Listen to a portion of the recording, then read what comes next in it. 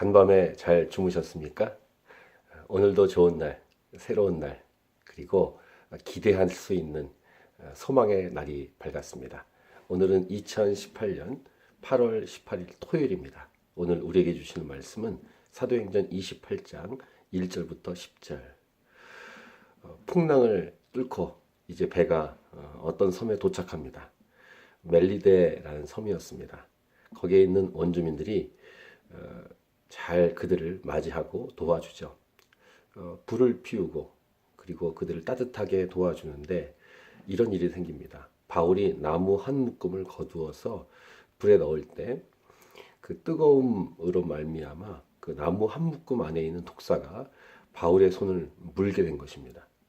원주민들이 바다에서는 구조를 받았지만 이 사람이 정말 살인한 자가 맞는가 하면서 그가 살지 못할 것이다 라고 예상했는데 바울이 굉장히 쿨하게 그 다음에 아무렇지도 않게 그 뱀을 불에 떨어 버리고 조금도 상함이 없게 되는 그런 기적을 경험합니다.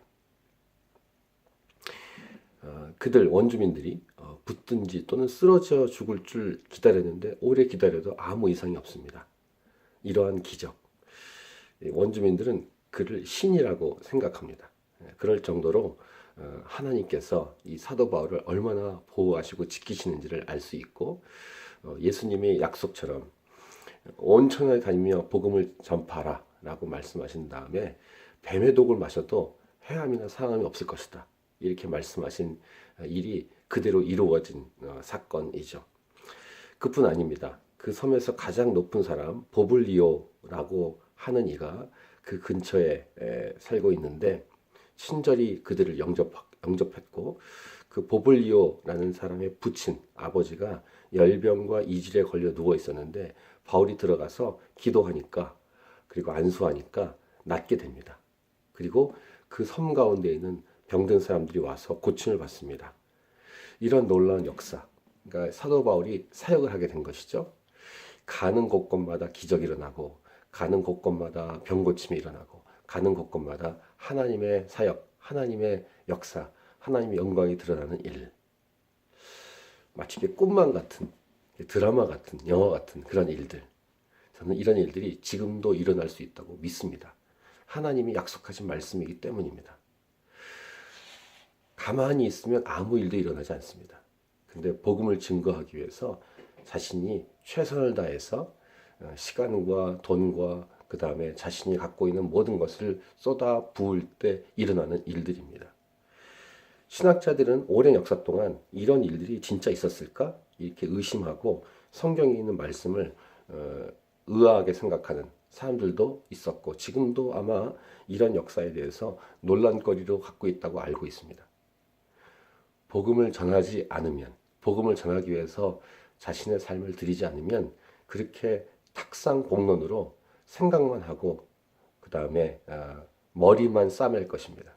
하지만 그런 거에 상관없이 단순하게 하나님 말씀에 의지해서 주의 복음을 증거하기 위해 시간과 돈과 물질과 자신의 몸을 드리고 있다면 그런 의심은 다 떠나가고 실제로 자신의 삶을 통해서 복음을 증거하며 생기는 여러 사역들을 경험하게 되겠죠.